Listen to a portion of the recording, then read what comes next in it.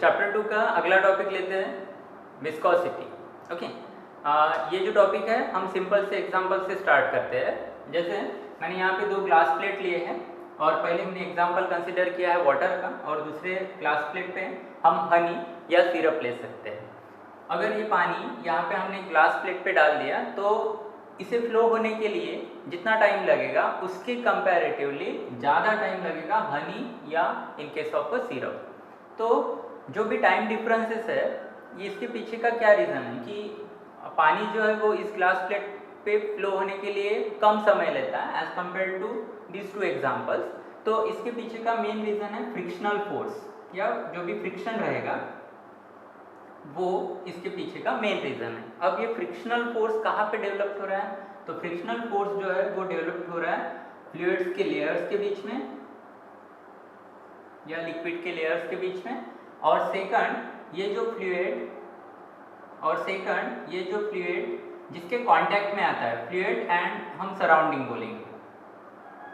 जैसे in this case this Honey means a fluid is in contact with the glass plate. Okay, तो fluid and the surrounding और the other medium, इन दोनों के बीच में frictional force develop होता है। या फ्लूइड जिस लेयर से बना है, एज्यूम करो कि ये अलग अलग लेयर से बना है लिक्विड या फ्लूइड, तो उन लेयर्स के बीच में फ्रिक्शनल फोर्स डेवलप होता है। अब क्वेश्चन आता है कि why this frictional force arises. तो फ्रिक्ट होने के पीछे का रीज़न है जो लेयर्स है जिस तरह से वो मूव होती है, जिस लेयर से ये फ्लूइड बना है तो उस लेयर्स की जो वेलोसिटी रहेगी उस पर ये डिपेंड करेगी। अगर ये सेम वेलोसिटी से फ्लो हो रहा है then there is a negligible frictional force.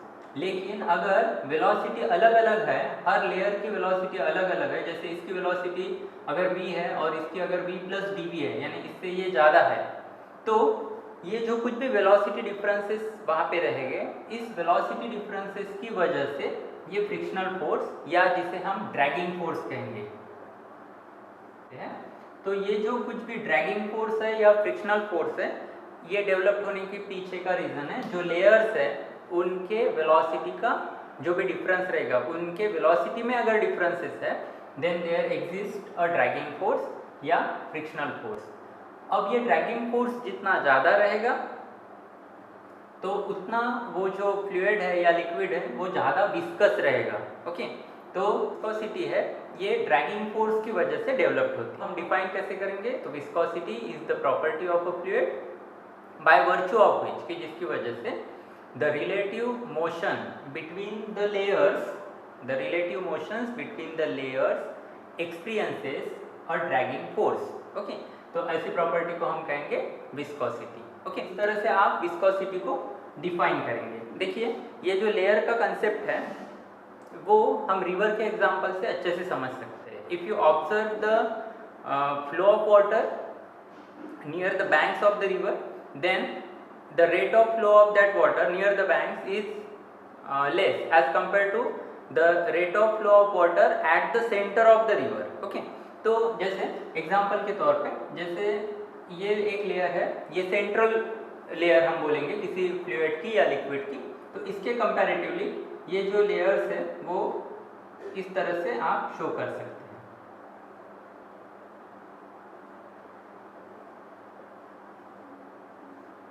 ये फ्लूइड्स की लेयर्स हैं, जैसे ये सेंट्रल लेयर्स हैं तो उसकी वेलोसिटी सबसे ज़्यादा रहेगी और सबसे कम वेलोसिटी जो है वो आउटर मोस्ट लेयर की रहेगी। ओके, तो इस तरह से ये जो वेलोसिटी डिफरेंसेस है ये वेलोसिटी डिफरेंसेस की वजह से, जैसे इसकी वेलोसिटी इसके कंपैरेटिवली ज़्यादा है, इसकी वेलोसिटी इसके कंपैरेटिवली ज़्यादा है और जो आउटर लेयर्स है उनकी वेलोसिटी सबसे कम है। तो ये जो कुछ भी वेलोसिटी डिफरेंसेस है जिसकी वजह से there is a dragging between the layers और ये जो फोर्स डेवलप होता है वो ड्रैगिंग फोर्स हम कहते हैं। तो this is the diagrammatic representations of the layers of the viscous fluid. तो इस तरह से आप किसी विस्कस फ्लूइड के लेयर्स को इस तरह से आप शो कर सकते हैं। अगर जो फ्लूइड है वो नॉन विस्कस है तो उसमें ये जो कुछ भी लेयर्स है नॉन विस्कस के केस में ये सभी लेयर्स जो है वो सेम वेलोसिटी से फ्लो होंगे।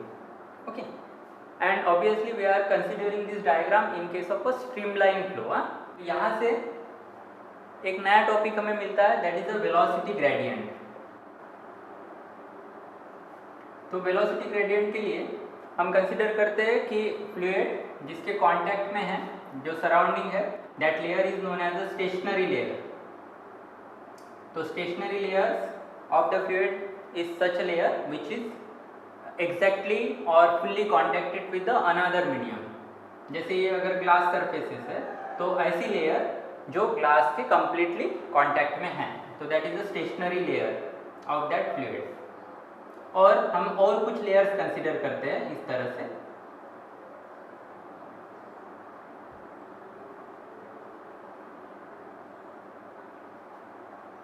तो जैसे मैंने यहाँ पे अलग अलग लेयर्स दिखाए, तो ऑब्वियसली इसकी वेलोसिटी इसके कंपैरेटिवली ज़्यादा है and so on. The highest velocity इसकी है, या सेंट्रल लेयर आप उसे एज्यूम कर सकते हैं। Let the velocity of this layer is v, और इसकी वेलोसिटी जो है वो इसके कंपैरेटिवली ज़्यादा है, और कितनी ज़्यादा है तो dv से ज़्यादा है चेंज इन वेलोसिटी। तो इसकी हम वेलोसिटी कंसिडर करते हैं v प्लस dv। इस लेयर की वेलोसिटी इसके कंपैरेटिवली dv से कम है, सो v माइनस dv। अब हम इस लेयर की कि जिसकी वेलोसिटी v है, तो v का डिस्टेंस हम x कंसिडर करते हैं। So what is x? x is the distance of this layer above the stationary layer. Okay, let the distance between any two layers और these layers are separated by a small distance dx।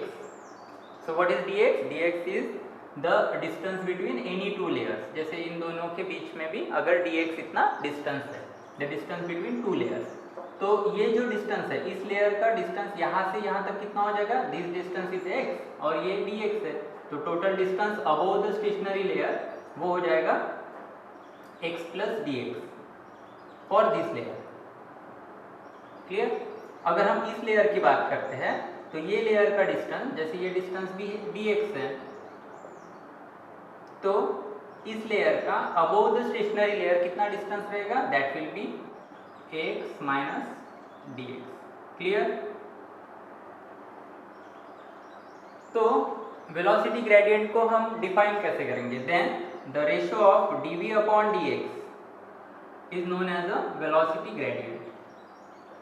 तो velocity gradient is defined as the, आप इसे rate भी बोल सकते हैं, the rate of change of velocity with respect to the distance of the layers. क्या है? dv is the change in velocity और this is the change in distance between the layers. तो ये रेशियो जितना ज़्यादा रहेगा उतना फ्रिक्शनल फोर्स जो है इन बिटवीन द लेयर्स और ड्रैगिंग फोर्स जो है वो ज़्यादा रहता है। ओके, तो इसी से रिलेटेड जो नेक्स्ट टॉपिक है, that is Newton's law of viscosity. तो according to Newton's law of viscosity, frictional force F is directly proportional to area of the layers by which that fluid is made up of। Here A is not a cross sectional area, here A is the area of that layers। Okay, and this frictional force is directly proportional to velocity gradient, means dv upon dx। Okay, तो इन दो equations को हम अगर combine form में लिखते हैं, then that will give the Newton's law of viscosity। So F directly proportional to A dv by dx। तो Newton's law of viscosity states that the frictional force developed between the layers of the liquid is directly proportional to area of that layers and directly proportional to velocity gradient। Okay, Newton's law of viscosity का statement easy है। अगर ये proportionality का sign हम निकालते हैं, then we have to put some constant there। So F equal to eta, this symbol is of eta, then A dv upon dx, where this eta is known as the coefficient of viscosity।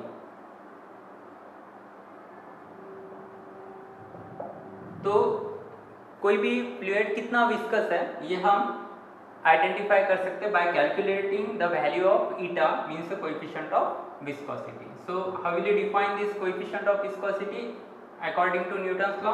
हम eta को अगर separate करते हैं इस फॉर्मूले से, that is a dv by dx, हमें यहाँ पे लिखनी पड़ेगी a dv by dx and f will be at the numerator. तो इस तरह से we are getting a formula of coefficient of viscosity, that is eta. So viscosity, it is defined as the frictional force per unit area, frictional force per unit area per unit velocity gradient. Simple definition है. इसका unit क्या रहेगा? देखिए force जो है, हम ऐसा unit की बात कर रहे हैं, तो फोर्स का यूनिट रहता है न्यूटन, उसके बाद एरिया है metre square into dv by dx. इसका यूनिट क्या रहेगा? dv मीन्स वेलोसिटी है, सो मीटर पर सेकंड, और dx डिस्टेंस है, सो मीटर. अगर आप ये सब कैलकुलेट करते हैं, जैसे यहाँ पे s, तो this get cancel, so newton metre square again second. तो ये हमें मिल जाएगा न्यूटन सेकंड, ये ऊपर जाएगा, so newton second per metre square.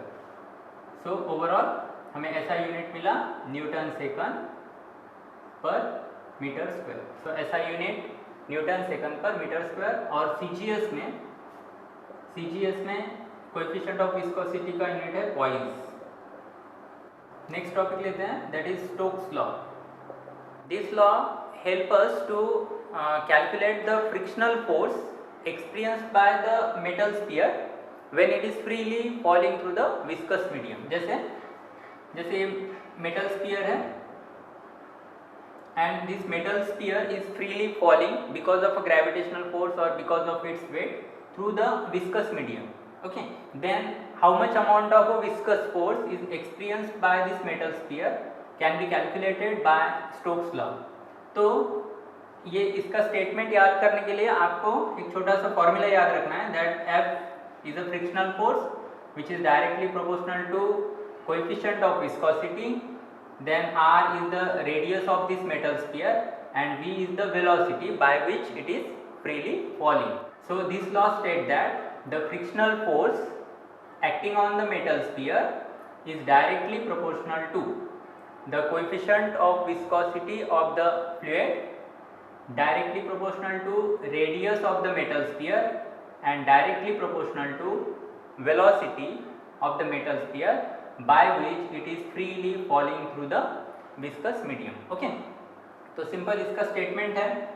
अब हम अगर ये प्रोपोर्शनलिटी का साइन यहाँ से निकालते हैं, then we have to put a proportionality constant and here it is 6 pi. So in this law we are using a proportionality constant 6 pi, then the remaining term will be as it is. Okay, so this is the formula to calculate a frictional force by using a Stokes law. इससे related, इस फॉर्मूले से related एक numerical है आपके textbook में same page पे, तो वो आप इजीली सॉल्व कर सकते हैं. ओके, यहाँ पे जो वेलोसिटी है उसे एक पर्टिकुलर नाम है और उसे कहते हैं टर्मिनल वेलोसिटी. लेकिन उसके लिए क्या कंडीशन है? फिलहाल ये जो वेलोसिटी है, the velocity of the metal sphere when it is falling freely through the viscous medium. लेकिन इस वेलोसिटी को टर्मिनल वेलोसिटी कहा जाता है जब कुछ कंडीशन सेटिस्फाइड होते हैं. तो वो क्या कंडीशंस है उसके लिए हम नेक्स्ट टर्म देखते हैं, that is a terminal velocity. तो हमने एक कंटेनर लिया and containing a viscous fluid. तो इसमें हमने एक विस्कस फ्लूइड लिया. ओके, उसमें हमने एक मेटल स्फीयर इंसर्ट किया कि इस मेटल स्फीयर की रेडियस r है और मास हम m से रिप्रेजेंट करेंगे. Okay, now what kind of forces will be experienced by this metal sphere. जब ये मेटल स्फीयर इस विस्कस मीडियम में हमने डाल दिया तो उसमें कौन कौन से फोर्स एक्ट होंगे? तो it will experiences 3 different kind of forces. What are they? तो पहला रहेगा viscous force. Viscous force that will be due to a viscous fluid. ठीक है, इस विस्कस फ्लूइड की वजह से उस पर एक फोर्स एक्ट होगा, that will B viscous force and it will be acted upward. उसका डायरेक्शन रहेगा अपवर्ड, यानी पहला फोर्स उस पर एक्ट हो रहा है विस्कस फोर्स, सो हम Fv से डिनोट करते हैं and that will be in upward direction. Okay, second जो फोर्स उस पर एक्ट होगा वो रहेगा उसका खुद का weight, that is a gravitational force. तो ग्रेविटेशनल फोर्स रहेगा वो रहेगा डाउनवर्ड डायरेक्शन में। तो सेकंड फोर्स जो है वो gravitational force Fg, okay, because of its weight. और थर्ड जो रहेगा that will B upthrust. Upthrust रहेगा वो भी रहेगा अपवर्ड डायरेक्शन में। अपथ्रस्ट क्या होता है, जब कोई सॉलिड आप लिक्विड में इंसर्ट करते हो तो लिक्विड उसे लिफ्ट करता है and that force is known as, और that concept is known as a upthrust. Okay, तो जैसे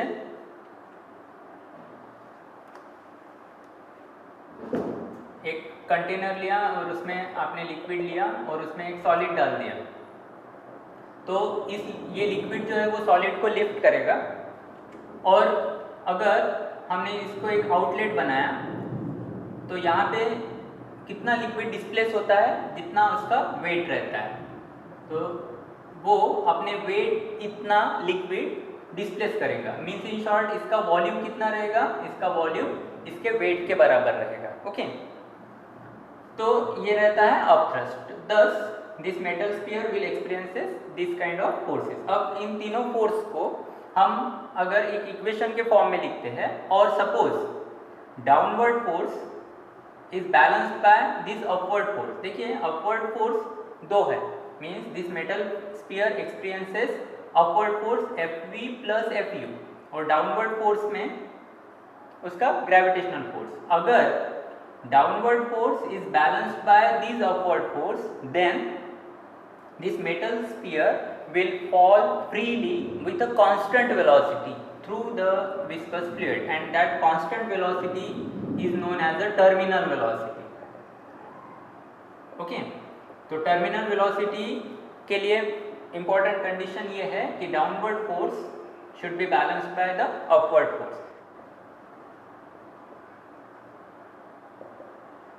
तो डाउनवर्ड फोर्स में ग्रेविटेशनल फोर्स है Fg, अपवर्ड फोर्स में फ्रिक्शनल फोर्स है या विस्कस फोर्स है, प्लस अपथ्रस्ट है। ओके, तो ये सभी इसके हम फॉर्मूले वन बाय वन देखते हैं। तो डाउनवर्ड फोर्स रहेगा mg, क्योंकि उसका वेट रहेगा। ओके, अब हम इस m को डेंसिटी के फॉर्म में लिखते हैं। So let rho is the density of metal sphere. तो डेंसिटी का फॉर्मूला हमें पता है, mass upon volume. So therefore m will be, means mass will be rho into v equal to density, और वॉल्यूम ऑफ स्फीयर रहता है 4/3 पाई are cube. Overall m की value हम अगर यहाँ पे पुट करते हैं, ग्रेविटेशनल फोर्स का फॉर्मूला मिल जाएगा 4/3 पाई आर क्यूब रो इनटू जी। क्या किया हमने, m को रिप्लेस किया बाय दिस फॉर्मूला। ओके, तो हमें ये फॉर्मूले में इक्वेशन 1 में pi r, 4/3 pi are cube रो इनटू जी। ओके, अब स्टोक्स लॉ से हमें विस्कस फोर्स मिल जाता है। स्टोक्स लॉ हमें विस्कस फोर्स क्या देता है, that is 6 pi eta r we.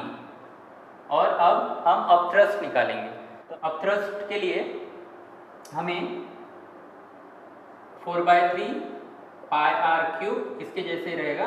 Okay, क्योंकि स्टार्टिंग में मैंने बताया था कि अपथ्रस्ट फोर्स कैलकुलेट करने के लिए जितना लिक्विड वो डिस्प्लेस करता है इनटू जी, इस तरह से लेना पड़ेगा। Sigma g, where sigma is the density of the fluid और विस्कस फ्लूइड। ओके, तो ये सभी वैल्यू हम यहाँ पे पुट करते हैं। सो इक्वेशन 1 इस तरह से बन जाएगा, pi are cube sigma into g. देखो दोनों में डिफरेंस डेंसिटी का है। Here rho is the density of the metal sphere and here rho is the density of the viscous fluid. Okay, जिससे वो मेटल स्फीयर, जिसमें हमने मेटल स्फीयर इंसर्ट किया। Now by solving this equation, जैसे transfer करते हैं इस तरह से, तो 4/3 पाई are cube rho g minus this term, so 4/3 pi are cube sigma जी, और यहाँ पे रिमेनिंग टर्म है 6 pi eta r we.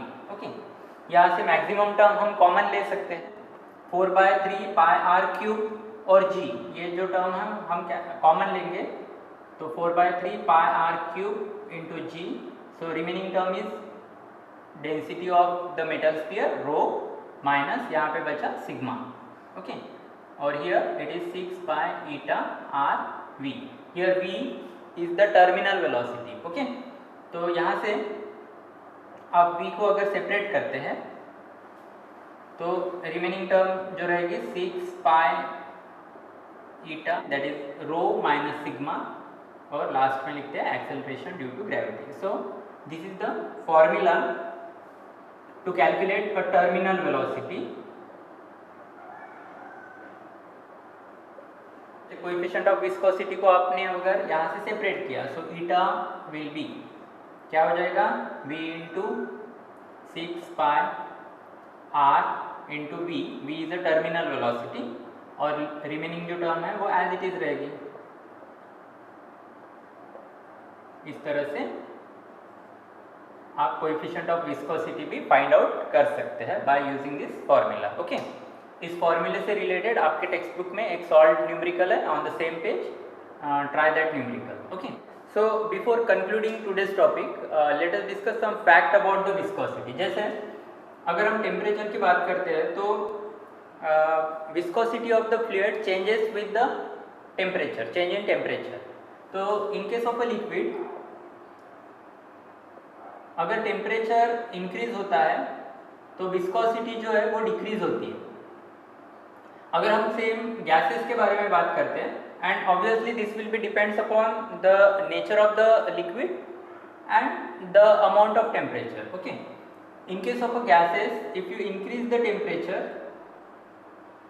then viscosity is also increases. Okay, so this is some fact about the viscosity, and you have to remember that the viscosity of the fluid changes according to temperature. Okay, तो इससे related आपके textbook में अलग अलग temperature के लिए अलग अलग लिक्विड या गैसेस के लिए कितनी विस्कोसिटी रहते हैं उसका एक टेबल वहाँ पे दिया है। ओके, उसके बाद एक नॉन विस्कस फ्लूइड के बारे में आपके टेक्स्ट बुक में लिखा है, दैट इज लिक्विड हीलियम। तो लिक्विड हीलियम ये एक ऐसा फ्लूइड है कि जिसमें ऑलमोस्ट नॉन विस्कस प्रॉपर्टी आपको देखने को मिलेगी, that means the dragging force among the layers of this liquid helium is 0। Okay, तो ये भी एक फैक्ट है। तो देखिए विस्कोसिटी के लिए इंपॉर्टेंट पैरामीटर्स है, that is the frictional force या ड्रैगिंग फोर्स। लिक्विड में फ्रिक्शनल फोर्स डेवलप होने के पीछे रीजन है कोहेसिव फोर्स का, it is a short range molecular cohesive force, और in case of gases it is due to the movement of the molecules and when it is collides with each other. तो collision is the main factor कि जिसकी वजह से frictional force वहाँ पे develop हो सकता है। ओके, अगेन टर्मिनल वेलोसिटी से रिलेटेड एक फैक्ट ये है कि whenever any object is falling through the viscous medium then whatever be the velocity it is acquire, that v is always less than or equal to terminal velocity, it never be exceed than the terminal velocity। तो ये भी एक point आपको याद रखना है। उसके बाद विस्कोसिटी के एप्लीकेशंस, विस्कोसिटी का कंसेप्ट कहाँ पे यूज होता है मोस्टली, तो मेडिकल फील्ड में इसका यूज़ किया जाता है for the purpose of various blood test. उसके बाद in case of automobile sector the viscosity plays an important role. जैसे इन केस ऑफ लुब्रिकेंट्स या ऑयल्स, उसकी पर्टिकुलर टेम्परेचर पे विस्कोसिटी कितनी होनी चाहिए so that it will give the better performance. तो ऐसे केसेस में ये विस्कोसिटी का कंसेप्ट यूज़ किया जाता है। Okay, so this will be enough for today. The remaining portions will be seen in the next class.